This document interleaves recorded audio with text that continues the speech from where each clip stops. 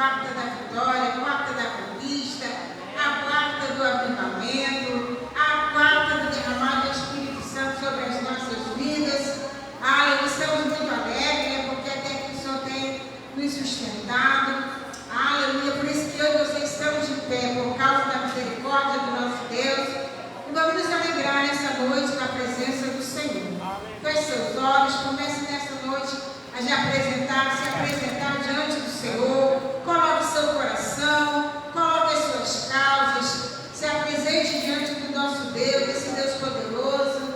Aleluia, faça o seu culto racional, culto com entendimento, culto com adoração, aí na presença desse Deus maravilhoso que tem sido conosco a cada dia. Pai, nós queremos nessa noite, ó Pai, te adorar, te glorificar, dizer que tu és maravilhoso, que o Senhor é bom, que as tuas misericórdias têm nos alcançado.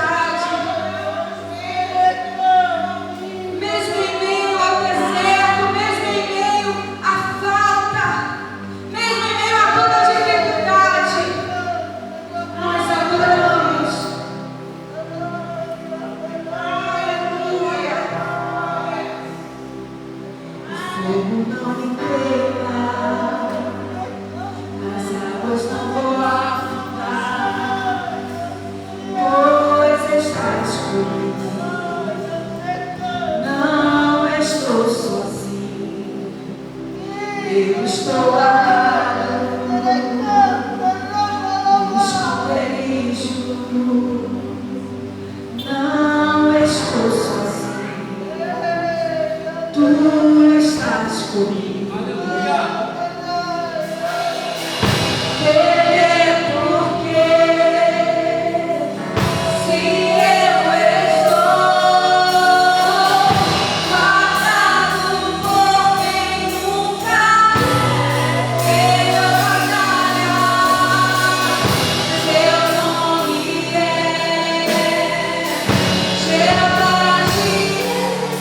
Irás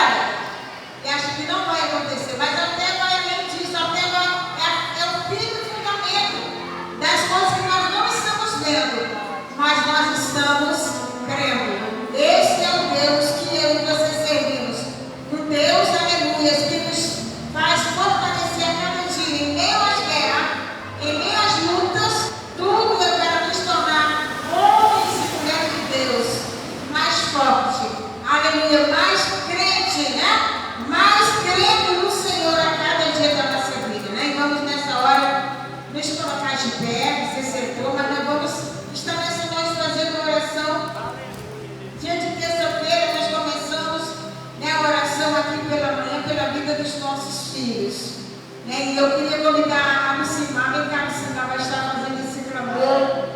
Eu queria que você se unisse com a mamãe, com o pai, que tem clamado pela vida. Pode subir, Lucimar. Pela vida dos seus filhos, apresente seus filhos nessa noite. Aleluia, nós sabemos que a oração feita por um justo, ela pode muito em seus efeitos. Nessa noite, nós vamos estar clamando pela vida dos nossos filhos, junto aí de 2 em 2, de 3 em 3.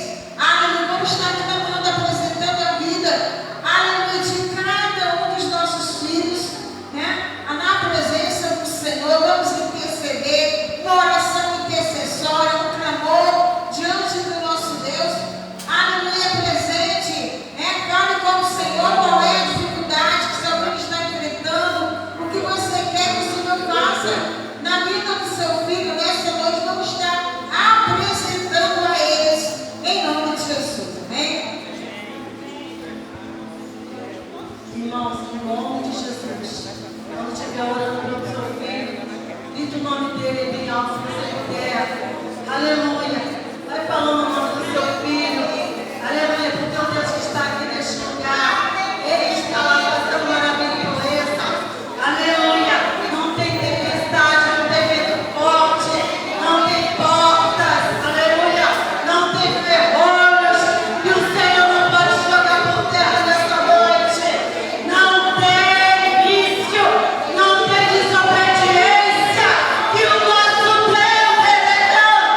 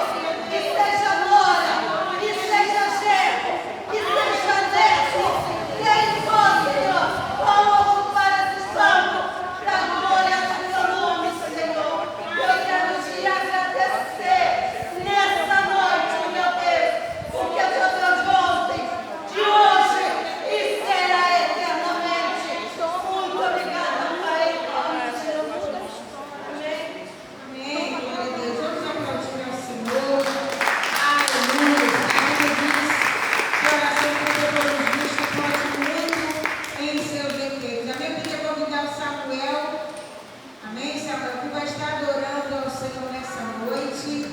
Glória a Deus. Nós glorificamos ao Senhor porque o Senhor tem se dedicado, né, a aprender, a louvar o Senhor. E Ele vai te adorando só nessa noite. Em nome de Jesus. Glória a Deus. Glória a Deus. Glória a Deus. Aleluia.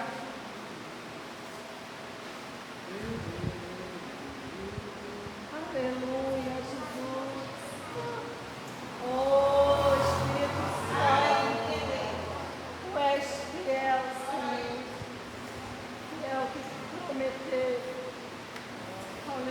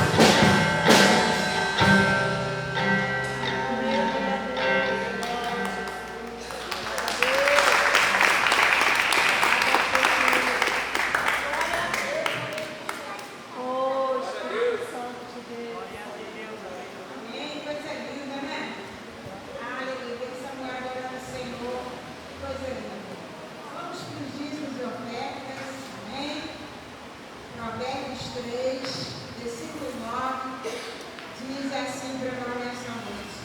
Honra ao Senhor com a sua fazenda e com as primícias de toda a sua renda, e se encherão os seus celeiros abundantemente, e transbordarão de mosto os seus lagares. Amém? Aleluia. A importância de nós honrarmos ao nosso Deus, aleluia, com o nosso melhor, né? Com o que o Senhor tem nos concedido. Aleluia. Ele diz: honra ao Senhor com a sua fazenda e com as primícias de toda a sua renda. Que nós possamos entender o valor, né, da oferta, o valor do dízimo, devolvermos ao nosso Deus, né? O Senhor não nos deve nada. Aleluia. Mas a igreja precisa se manter, precisa, os irmãos sabem das nossas necessidades, né? Então, que Deus possa abençoar a vida de cada um, daqueles que têm um coração voluntário, né? Que tem, aleluia, feito aquilo, né? Tem sido obediente àquilo que o Senhor tem falado com cada um de nós a respeito de dízimos e oferta, né? A igreja tem sido ensinada, aleluia, a ser ofertante, a ser dizimista. Você que já vai preparando aí seu dízimo, a sua oferta nessa noite, já pode vir aqui à frente, nós vamos estar assim orando e já vamos ouvir a palavra do Senhor. Amém? Enquanto isso vem com as crianças, para a gente estar orando. Amém? E meninas, vamos orar pela vida das nossas crianças. Enquanto isso, enquanto você prepara o seu dízimo, a sua oferta, vamos estar aqui recebendo pela vida das nossas crianças nessa noite. Amém? Queria convidar a Samara, vem cá, Samara, orar pela vida das crianças nessa noite. A Samara, ela trabalha com as crianças, né? Tem sido uma grande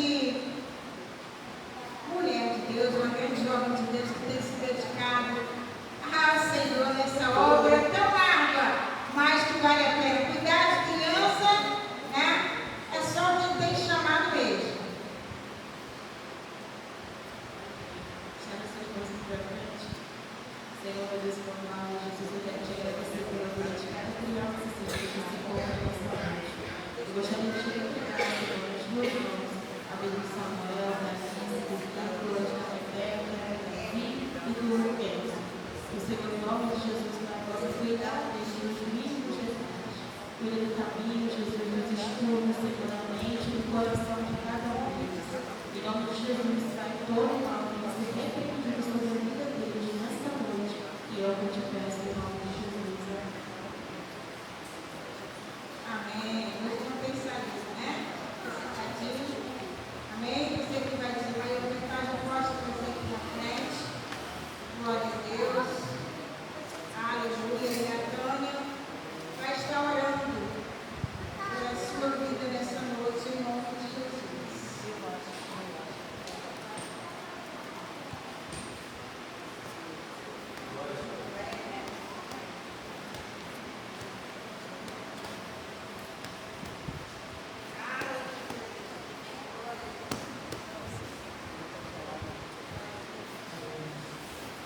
Paizinho amado, querido, estamos aqui agora, meu Deus, para te engrandecer, te agradecer com o nosso dízimo e as nossas ofertas, Pai. Então, te fazendo esse altar, Pai amado. Que o Senhor possa, meu Pai, de maneira grandiosa, multiplicar na vida de cada um do Senhor, que faz parte do Senhor, desse evento de dizimar e ofertar. Porque isso é algo grandioso e maravilhoso para nossas vidas. Porque o Senhor age em completar, meu Pai, a obra na vida de cada um que tem, meu Pai, esse compromisso contigo. Abre as portas para aqueles que ainda não têm privilégio. Senhor, que o Senhor possa transbordar a vida daquele que está precisando e que deseja fazer, Senhor. Trazer o seu dízimo material ao altar, Senhor.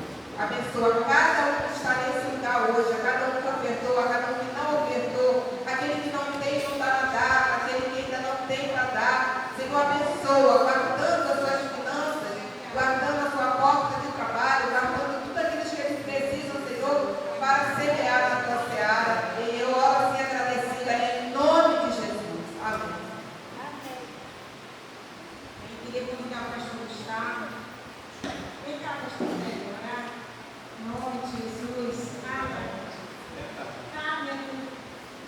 Deus. Vem, Amém. Então, amém. Glória a Deus. Amém. Glória a Deus. Que o Senhor possa nessa noite falar aos nossos corações, né? Vamos preparar o nosso coração. O nosso coração já tem que estar preparado, né? Para ouvir o Senhor falar. Continuar falando. Amém. Nós somos gratatíssimos por essa notícia que eu estou aqui nesse lugar. Já foi bênção na nossa vida. Cada vez que ele vem ministrar a palavra na nossa igreja, tem sido bênção para nossas vidas. Por isso, Pai, eu vou te pedir, Senhor, vem encher o teu filho nesse noite, porque eu sei que hoje o homem de Deus já tem buscado a presença do Senhor. Mas que o Senhor venha preparar, Deus querido, a cada coração. Pai amado, toma o teu filho nas tuas mãos. Que cada palavra que ele ministrar nessa noite, que venha do coração do Senhor para a vida dele. Pai, em nome de Jesus, conforme o teu filho vai ministrando a nossa vida, o Senhor vai abençoando a sua casa. Pai, em nome de Jesus, nós como igreja do Senhor, comunidade batista da aliança, nós ministramos primeiro sobre a sua vida, ricas bênçãos sobre a sua casa, sobre a sua família e sobre a sua vida espiritual. Pai, em nome de Jesus. Amém.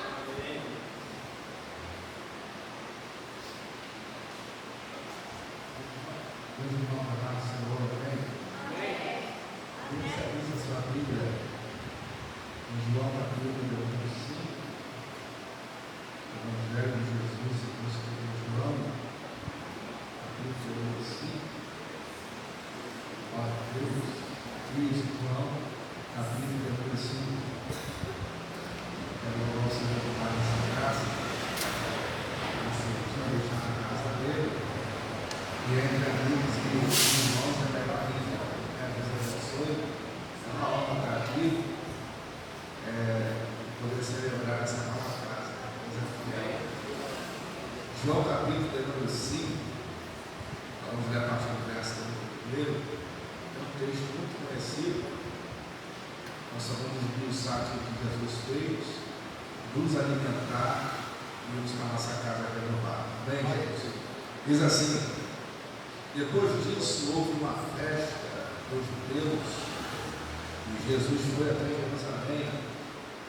Ora, havia um tanque ali que tinha 5 entradas, os 5 alpendres, e ficava perto do portão das ovelhas. Em hebraico, esse tanque se chama Betesda. Perto das entradas estavam deitados muitos doentes, cegos, aleijados e paralíticos. Esperavam o movimento das águas, porque de vez em quando havia um anjo do Senhor que descia e agitava a água. O primeiro doente que entrava no tanque, depois disso, sarava de qualquer doença. E entre eles havia um homem que era doente, fazia 38 anos. Jesus viu o homem deitado e, sabendo que fazia todo esse tempo, ele era doente e perguntou: você quer ficar curado? E ele respondeu: Senhor, eu não tenho ninguém para me pôr no tanque quando a água se mexe, e cada vez que eu tento entrar, outro entra antes de mim. Então Jesus disse: levanta-te, pega a sua cama e ande. E no mesmo instante o homem ficou curado, pegou a cama e começou a andar.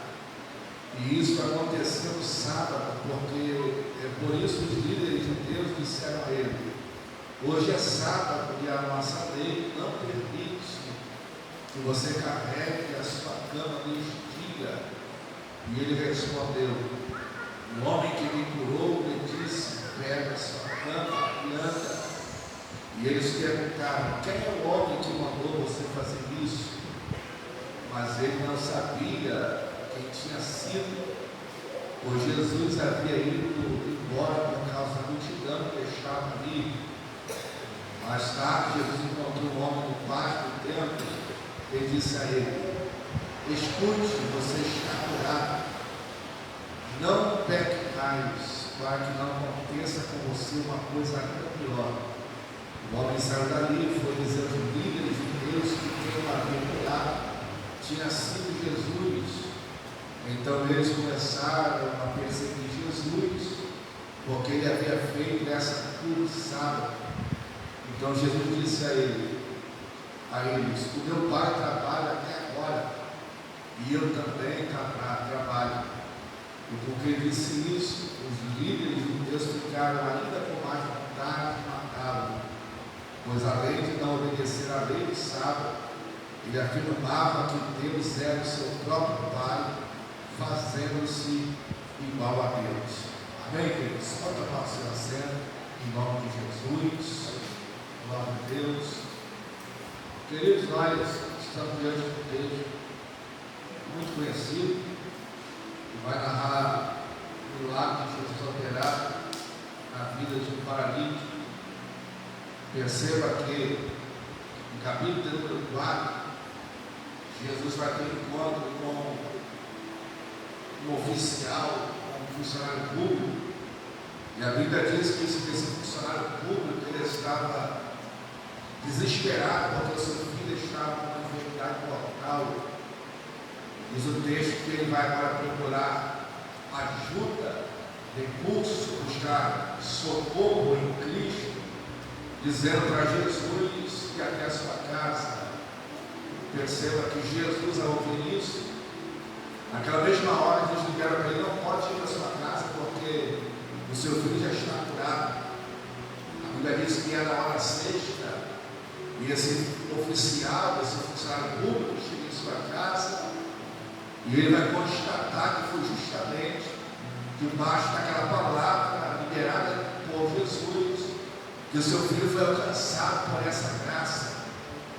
Após Jesus curar o filho de um oficial, diz a Bíblia que depois disso, nós lemos aqui no versículo 1 do capítulo 5, e depois de Jesus manifestar esse milagre, ele vai para uma região de Jerusalém, onde havia uma festa de judeus. E diz a Bíblia que Jesus ele vai chegar perto de um tanque. Nós temos aqui o nome desse tanque, é tanque Betesda.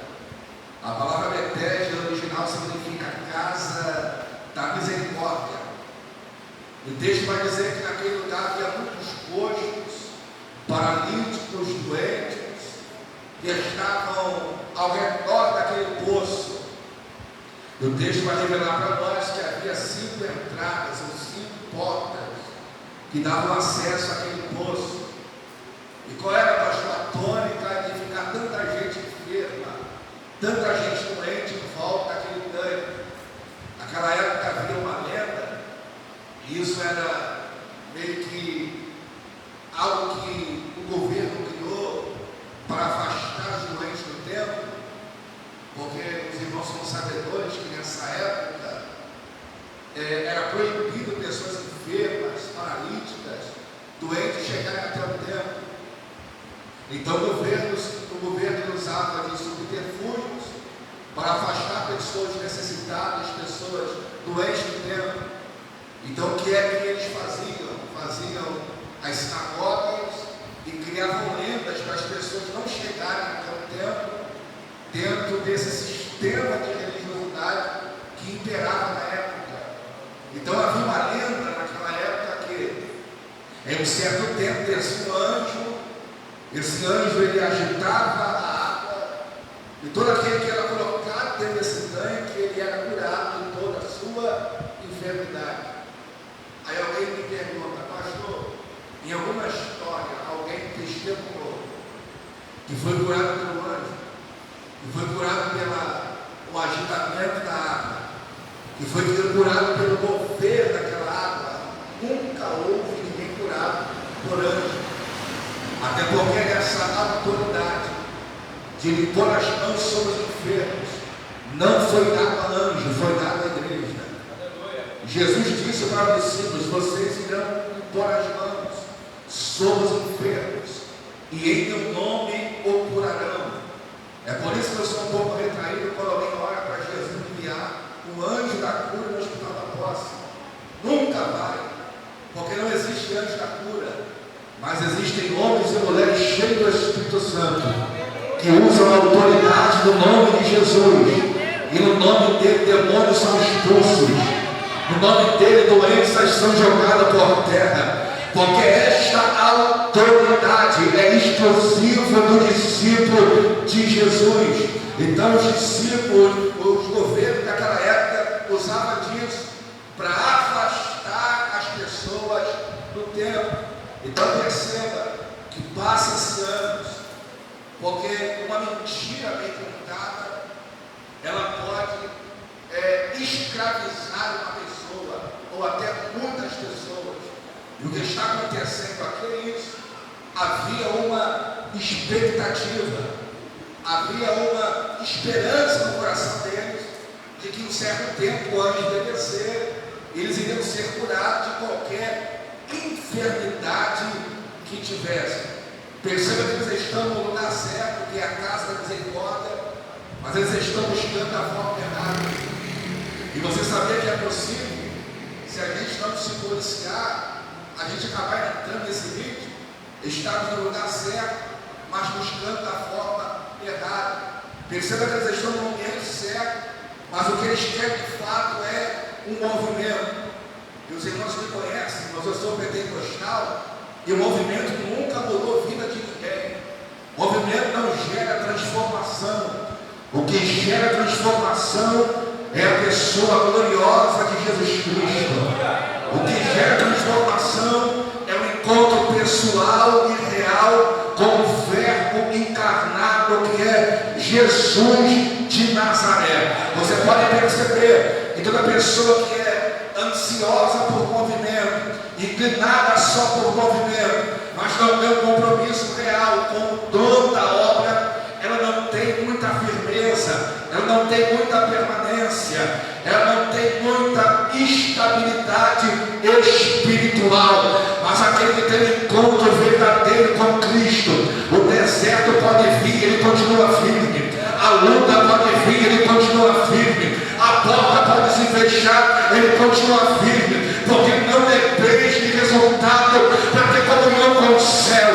A vitória vindo ou a vitória não vindo, ele continua dando glória a Deus e exaltando o Senhor que o chamou para uma grande obra, porque ele não depende de vitória para adorar. Ele não adora por aquilo que Deus faz, ele adora por aquilo que Deus é. Glória a Deus. E é um perigo nisso, irmão, nós buscarmos a face de Cristo somente pelo resultado. Porque se eu vou perguntar aqui, e todos vão dizer não, lógico, sem hipocrisia, quem vive milagre visível todo dia? Nós vivemos milagres invisíveis, né? Pode acordar um milagre. Tantos livramentos nós vemos, nós não vemos o que Deus faz. Porque Deus, na Bíblia diz que os anjos do Senhor acampam ao redor daqueles que o temem e os livram. Então tem livramento de Deus para a nossa vida. Mas nem todo dia. Nós vemos curas visíveis, vemos livramentos visíveis, mas nós temos uma garantia que ele disse: eis que eu estou convosco até a consumação do século. Deus não abandonou no meio da prova, Deus não abandonou no meio da luta. Uma garantia nós temos: a presença dele será constante na nossa vida. Então esse moço, a Bíblia diz que ele já tinha 38 anos. Jesus, quando ele entra em Jerusalém, no tanque de Betélia, ele já está com 33 anos. Então, antes de Jesus se manifestar no ventre de Maria, pela concessão do Espírito Santo, porque Jesus não foi gerado, ele foi concebido. Nós fomos gerados, foi concebido. O Espírito Santo coloca no ventre de Maria. Então, antes de Jesus entrar no ventre de Maria, esse homem já estava lá, buscando a forma errada, tendo uma esperança daquilo que não trazia resultado. Glória a Jesus. Só que Jesus, da mesma forma que ele curou o filho de um oficial, agora ele está indo também de conta a uma multidão de necessitados. Porque Jesus não faz distinção de classe social. Ele visita o pobre, ele visita o rico, ele visita o empresário, ele visita o empregado também, ele visita aquele que está bem, ele visita aquele que está passando por um momento de dificuldades também. E é isso que vai gerar um conflito nos fariseus, porque os fariseus, eles se inclinavam naquilo que lhe trazia um retorno. Jesus, muito pelo contrário, ele diz: eu não vim para os sãos, porque os sãos não precisam de cura, mas eu vim para os doentes. Glória a Deus. O nosso Deus é poderoso, irmãos, e Ele vai em busca daquilo que ninguém quer. Ele entra aonde ninguém quer, Ele vai aonde ninguém quer. Oh, glória a Deus. Ele não faz distinção de classe social. Glória a Deus. Nosso Deus, Ele é perito em ir atrás daquilo que as pessoas desprezam. Ele vai atrás dessa multidão.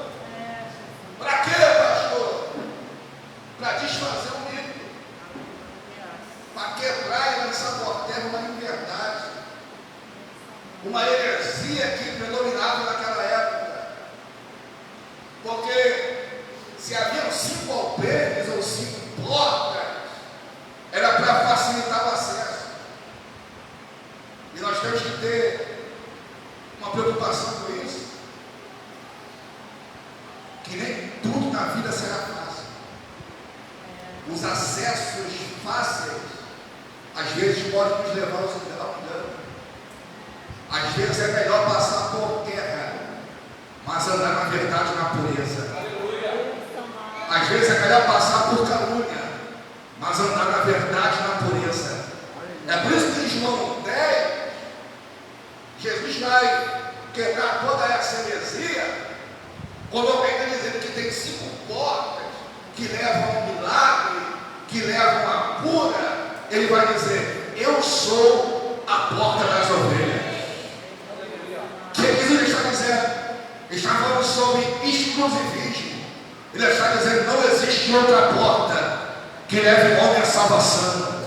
Não existe outro acesso que leve o homem à vida eterna. Ele está dizendo: eu sou o acesso exclusivo. Eu sou o mediador entre Deus e os homens.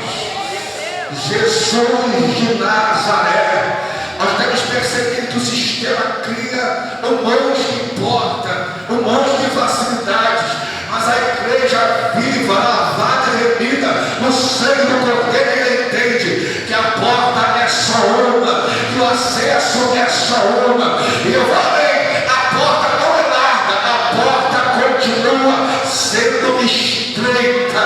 Glória a Deus. Uma certa feita, uma pessoa, nós estamos assembleando, nós pintamos a igreja em preto. Uma pessoa disse assim: pastor, o senhor está pintando a igreja de preto. Eu falei: irmã, pode mudar até a cor, mas não pode alargar a porta. A porta ainda continua sendo estreita. Aí tem que ser santo, tem que ter comunhão, tem que ter fé no coração, tem que ser temente a Deus. E Jesus não está preocupado, irmão, com cor de parede. Tanta gente embaixo do viaduto, tanta gente viciada, tanta gente aprisionada. Glória a Deus. Nós estamos preocupados com coisas terrenas, enquanto o céu quer levantar profeta, profetiza, para anunciar que Jesus está vindo aí para buscar uma igreja lavada e remida. Pode mudar tudo, muda a cor, muda a luz, muda o som, muda a cadeira. Não pode mudar a porta, continua sendo estreito do mesmo jeito. Os pecados de antigamente não são pecados de hoje, é a mesma coisa. Não existe padrão. Pastor, eu vou largar um pouquinho a porta para poder se enquadrar no meu perfil, para poder se enquadrar no meu desejo desenfreado. Não é a porta que tem que se enquadrar a mim, sou eu que tenho que me enquadrar a porta. Aleluia. Glória a Deus. Então, percebe, quando Jesus chega perto dele, Jesus vai ativar a fé desse homem, porque os irmãos há de ouvir comigo.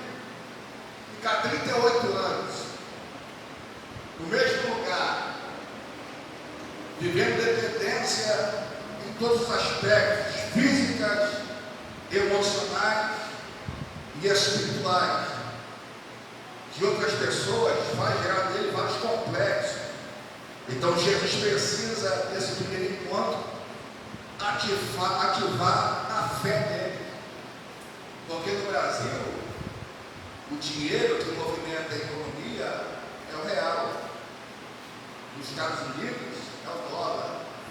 Na Europa é o euro. O dinheiro que movimenta milagre é a fé. A fé é o agente para movimentar milagre. E a Bíblia diz que sem fé, pastor Cristiano, é impossível agradar a Deus. Quem é pai aqui? Quem é mãe aqui? Você consegue fazer alguma coisa com o seu filho após ele te desagradar? Bloqueia a gente. Pode até estar mais na frente, mas bloqueia. Porque não desagradou. Então, quando a gente chega diante de Deus sem fé, por isso os discípulos vão dizer: Senhor, aumenta a nossa fé. Nós queremos ter mais fé. Mesmo que seja pequena, a gente diz assim: ó, se a vossa fé for como um pequeno grão de mostarda, eles vão dizer desse modo: se movimenta para cá, eles vão se movimentar para cá. Se movimenta para lá, ele vai se movimentar para lá. Não importa se a fé é pequena ou se a fé é grande, o que importa é a gente não ter fé. Nós não podemos negligenciar a nossa fé.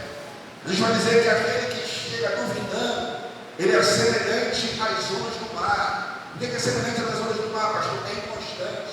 A onda do mar vai e volta. Se você ficar diante do mar o dia todo, você vai ver a onda indo e voltando para o seu lugar. É Jesus comparando aquele que duvida assim. Semelhante à onda do mar, é inconstante. Ele vive uma vida rotineira, ele vive uma vida monótona, mas quem tem fé no seu coração, ele está destravado para viver milagres na sua vida. A fé é o dinheiro que movimenta o céu.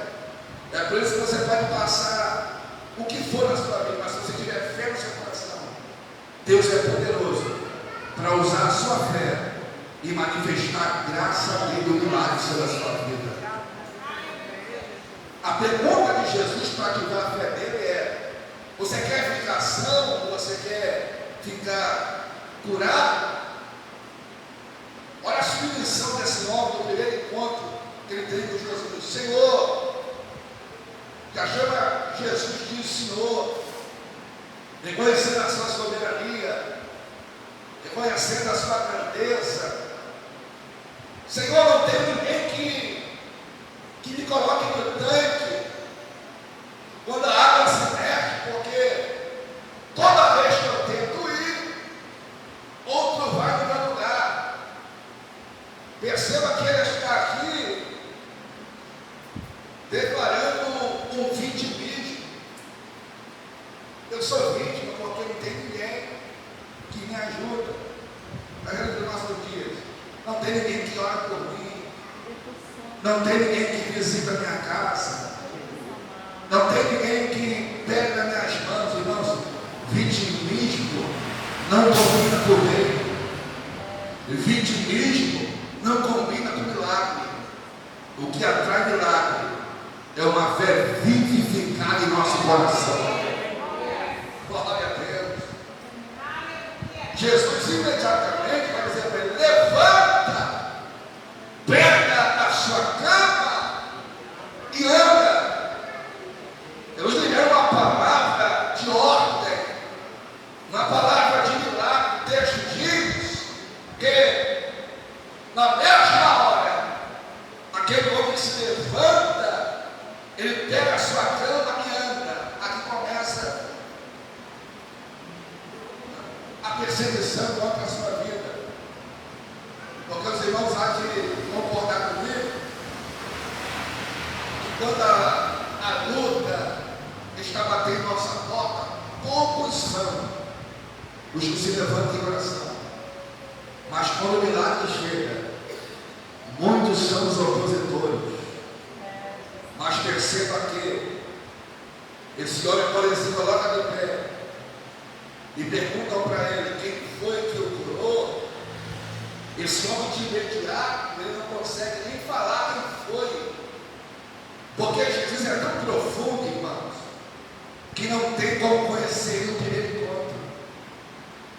Jesus é tão profundo que nós vamos viver a vida toda aqui na face da terra e nós vamos saber a sua totalidade como ele é. Paulo vai dizer que em parte o vemos e em parte o cremos, mas só iremos ver assim como ele é quando o nosso corpo for glorificado e nós vemos ele no céu de glória.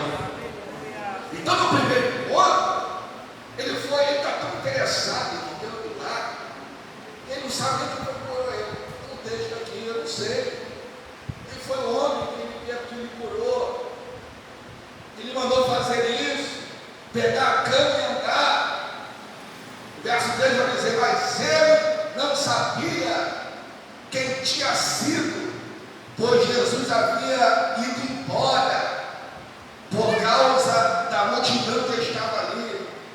Essa característica de Jesus mexe comigo porque ele cura alguém, mas quando chega ele não fica para ser aplaudido, ele vai embora.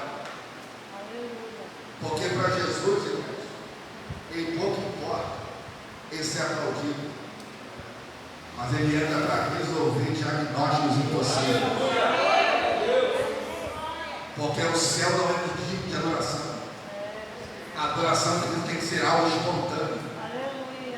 Tem gente que acha que quando adora vai mudar o Senhor, que quando adora vai mudar o céu. Não. Quando nós adoramos, quem é mudado é a gente, porque nós entramos em outra atmosfera. O céu não é mendigo de glória a Deus, o céu não é mendigo de aleluia, porque nós estamos antes de 24 horas dizendo um entre os outros: Santo, Santo, Santo é o Senhor dos exércitos, e toda a terra está cheia da sua glória. Aleluia. Quando eu olho para o homem, tem a glória de Deus. Quando eu olho para o mar, tem a glória de Deus. Eu olho para os animais, tem a glória de Deus. Eu olho para os dons espirituais, tem a glória de Deus. A terra está tomada da glória de Deus. Aleluia. Então Deus não é medida da nossa adoração, irmãos, mas aquele que entende quem ele é, tem prazer em adorar o nome dele. Tem prazer em reverenciar o nome dele. Então Jesus vai embora por causa da multidão. O texto vai dizer no verso 14 que Jesus depois encontra ele no pátio do templo. Isso aqui é interessante, porque Jesus manda ele levantar a cama, pegar a cama e andar. Ele estava lá no tanque de Betesda, e agora no segundo encontro Jesus vai encontrar com ele no pátio do templo, porque Jesus nos destrava, libera milagre para a nossa vida, para nós termos prazer em estar no templo, para nós termos prazer em estar na comunhão, porque aqui não acontece nada, acho que só lá no cenário, de pessoas que recebem milagre, depois nunca mais voltam no templo, que recebem vitória, depois nunca mais voltam no templo. Jesus nos levanta, mas é para caminhar no templo, é para servir no templo, é para se doar no templo, é para entender o propósito do templo. Ele nos levanta para um propósito. Quando Jesus tem um encontro com ele, esse encontro é um encontro mais profundo, porque as experiências que nós temos em os encontros que nós temos com Deus vai aproximando-nos da intimidade, vai sendo revelado Deus para a gente de uma forma mais específica. Então perceba que Jesus, ao ter esse encontro com ele, esse segundo encontro, Jesus libera para ele: você já está curado, não peque mais, para que não te aconteça com você uma coisa ainda pior. O que aquele homem sofria, pastor? De paralisia. E sabia, irmãos, que existem gente que estão paralisadas em todas as esferas da sua vida, que o sintoma disso não é outra coisa a não ser pecado.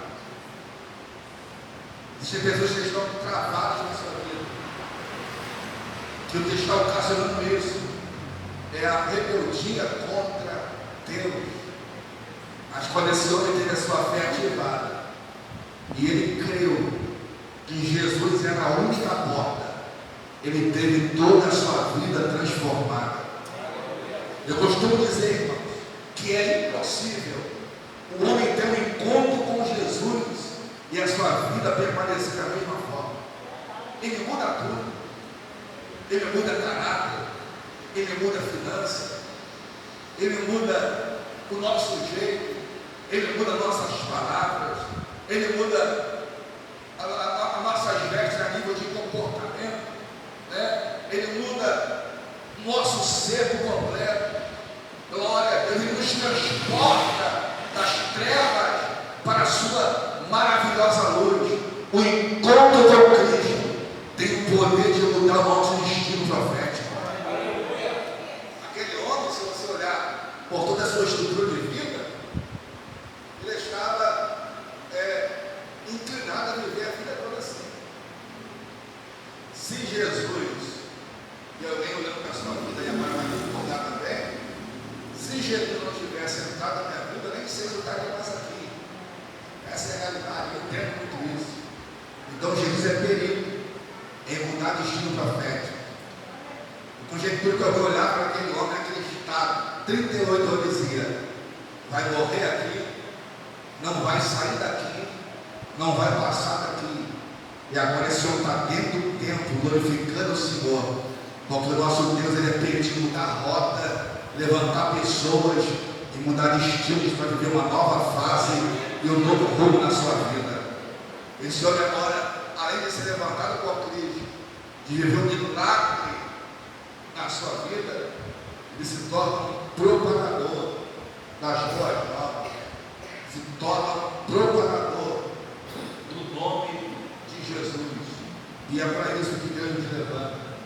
Deus nos levanta, não é para anunciar o meu nome, Deus nos levanta para anunciar o nome dele, porque ele é a porta, ele é o acesso, ele é o mediador entre Deus e os homens. Glória a Deus. E esse homem, ele tem a ordenança de Cristo de carregar a sua cama. A cama aqui simbolizava aquilo que lhe afligia no passado. É como se fosse um memorial. E aí Deus dizendo para a pessoa, nunca se esqueça da onde eu te tirei. Independente do nível financeiro que você chegar, do nível ministerial que você chegar, na posição que você chegar, sempre carrega no seu coração um sentimento de gratidão, porque a gratidão é o que gera coisas grandes na nossa vida. Aleluia. Quer ver? Jesus, quando tem aquela multidão dos 5.000 homens, foram mulheres e crianças para alimentar, ele pega naquela criança, 5 pães e 2 peixinhos. A primeira frase da sua oração é: Pai, levanta o pão e os 2 peixes ao céu e diz: Pai, graças eu te dou. Deu para alimentar as 5.000 pessoas, ainda sobraram 12 cestos cheios, porque a gratidão gera multiplicação. Pessoas gratas estão livres para experimentar a multiplicação de Deus na sua vida. Aleluia. Toda pessoa, irmão, aqui não tem não. Murmurador, reclamando, só está caindo coisas negativas para a sua vida. Mas pessoas que mesmo em meio à luta e à adversidade conseguem ter motivos para agradecer, isso é um atrativo de multiplicação de Deus para a sua vida. Porque a verdade é, nós temos muito mais do que merecemos. Eu vou além. Quando a gente saiu do ventre, já estava tudo pronto. Agora eu percebi isso. Estava tudo pronto, já tinha alimento, já tinha água, já tinha uma casa para você, já tinha uma família para você. Aleluia. nos restam motivos para nós agradecer. E o coração grato, o coração vai estar liberado a viver a multiplicação de Deus na sua vida. Por isso, independente do que você estiver passando, nunca deixe o acusador da sua vida ou da nossa vida arrancar essa gratidão, essa lembrança daquilo que o Senhor fez na nossa vida, porque isso alegra o coração do nosso Deus. Esse homem recebeu um milagre, não pelo tanque, não pelo anjo, não porque alguém lhe ajudou, mas porque ele teve um encontro verdadeiro com Jesus. Cuidado, para não chegarmos a um nível de fragilidade tão grande, ao ponto que a gente querer depender de homens naquilo que é impossível. Porque o impossível não é uma coisa de homens, o impossível é coisas para Deus fazer. Por isso, Lucas 1,37 vai dizer que porque para Deus nada é impossível. O acesso está livre, irmãos. A Bíblia diz que o véu do templo se rasgou do alto a baixo. Olha o templo, o véu. O interessante é que não foi do baixo ao alto, foi do alto a baixo. Não era o homem acessando a Deus, era Deus acessando aos homens. Glória a Deus. Não foi o homem que foi atrás de Deus, não. Foi Deus que desceu e veio entre os homens. Ele que veio atrás de nós. Ele que entregou a vida por nós. Porque todas as alianças que o homem fez com Deus, ele quebrou. Quebrou a aliança adâmica, quebrou a aliança abraâmica, quebrou a aliança mosaica, quebrou a aliança noética. Todas as alianças proféticas do Antigo Testamento. Homens, nasciam homens bons, acabou do outro vinha, quebrava a aliança. Juízes bons, outros vinham, quebrava a aliança. É por isso que quando Jesus fez uma aliança conosco, ele jurou não por nós, mas por si mesmo. Por isso ele diz que, ainda que nós sejamos infiéis, ele permanece fiel, porque ele não pode negar a si mesmo. O propósito de salvação não é obra humana, é obra de Deus para o homem. Glória a Deus. É por isso que para a gente ser salvo, irmãos, não é por obras, não é por esmolas, não é por finança. A salvação é por fé. Para que nenhuma carne se glorie, para não ter que dizer assim, eu fui salvo porque eu dei tantas almas para Jesus. Eu fui salvo porque eu orava muito. Não, nós fomos salvos porque o Cordeiro se entregou por nós na cruz do Calvário. Pagou as nossas ofensas e as nossas dívidas e nos deu acesso ao Pai novamente. Você pode levantar nas suas mãos para celebrar Ele nessa noite. Aproveita esse momento para agradecer a Ele, porque a graça dele te alcançou, porque o sangue dele te alcançou, porque você tem o seu nome escrito no livro da vida, porque nenhuma condenação há para aqueles que estão em Cristo Jesus. A cédula que era contrária a nós, Ele travou naquela cruz, pagou a nossa dívida. Não tem acusação, não tem apontamento, você tem acesso a Ele, você pode clamar a Ele. Ele é o teu Pai, Ele é o teu Consolador, Ele é o teu ajudador. Glória a Deus. Ele é o Deus que cuida da sua igreja. Ele é o Rei dos Reis e o Senhor dos Senhores. Aleluia. Isso é tremendo, irmão. Esse jovem tem a sua vida transformada e Deus muda o destino dele por completo. Eu fico às vezes entristecido, porque Jesus tem buscado em outros lugares algo que somente o encontro com Jesus pode fazer. É uma guerra desenfreada por enriquecimento, é uma guerra desenfreada por fama, é uma guerra desenfreada por tantas e tantas coisas, portas que não mudam ninguém, mas a porta das ovelhas que é Jesus. Ele muda a nossa vida em todas as esferas. Sentado mesmo, eu quero orar por você. Pai, em nome de Jesus, nós celebramos, ó Deus, o teu nome, por essa palavra ministrada em seus nossos corações.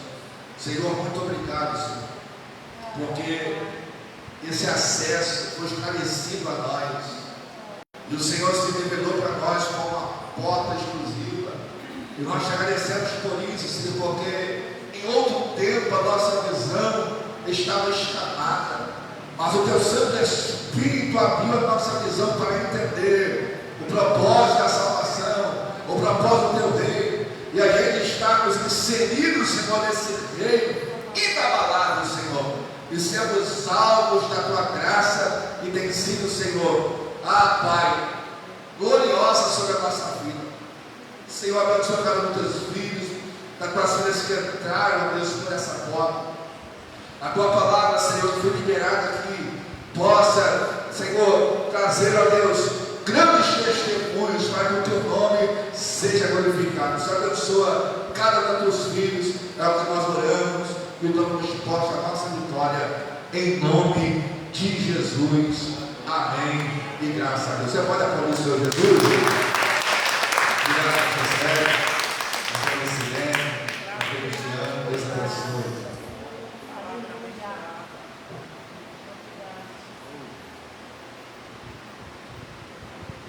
Amém. Que palavra, né? Que nós possamos retornar para a nossa casa e meditar. Aleluia. E que o Senhor possa continuar nos abençoando, nos direcionando. Somos gratas ao Senhor pela vida do pastor Gustavo, né? Sempre que o convidamos, ele vem. Amém? Se coloca de pé. Glória a Deus. Vamos, antes de terminar, vamos estar se orando pelos filhos da Paula, né? O Senhor recolheu hoje, vamos estar orando assim pela sua família, para que o Senhor possa trazer o consolo necessário. É uma mulher que batalhou muito, né? Mas aprove ao Senhor recolher, né? Aleluia. A Bíblia diz que há um tempo determinado para cada coisa, e o Senhor assim resolveu, né? Tomá-la para si, retornou aos braços do Pai. Pai, em nome de Jesus, nós queremos apresentar, Senhor, nessa noite, a família da Paula, esposo, seus filhos, meu Deus, os seus amigos, meu Pai. Meu Deus, que o Senhor possa trazer o conforto, o consolo necessário. Somente o Senhor pode, Pai, trazer aquilo que nós precisamos no momento de dor. Que o Senhor possa nessa noite, ó Pai, visitá-los, meu Pai. Ó Deus, em nome de Jesus, nós colocamos a sua família diante do seu altar. Ajuda-os, ó meu Deus, a vencer, Pai. A Deus, a entender, Senhor amado, que a tua vontade será sempre boa, perfeita e agradável, meu Pai. Ó Deus, em nome de Jesus, nós te agradecemos. Amém. Pai, nós queremos também te agradecer por esse momento, Senhor, que passamos aqui, Pai. Ó Deus, iremos retornar para o nosso lar, nos leva em paz e segurança, nos dá uma noite abençoada, Senhor. Ó Deus, que nós possamos guardar essa palavra no nosso coração, uma palavra de fé, uma palavra de avivamento, porque a tua palavra, Senhor, me traz para nós esse avivamento, essa fé, essa coragem, meu Pai. Ó Deus, que nós possamos, meu Pai, cada dia mais firmar na tua palavra que é verdade, Senhor, que é pura, Senhor, que é verdadeira. Deus, muito obrigado pela vida do teu filho que esteve essa noite ministrando aos nossos corações, ó Pai. Que o Senhor possa recompensar teu filho, ó Pai. Aquilo que ele deseja, a sua igreja, Senhor, as suas ovelhas, o seu ministério, o Senhor possa crescer abundantemente, ó Pai. Nós colocamos tudo diante do seu altar, Pai. E que possamos nessa noite crer mais e mais. E que o Senhor possa avivar cada dia a nossa fé no Senhor. Muito obrigada, meu Senhor amado, por tudo. Em nome do teu filho amado, Jesus Cristo, que vive e reina para todos sempre.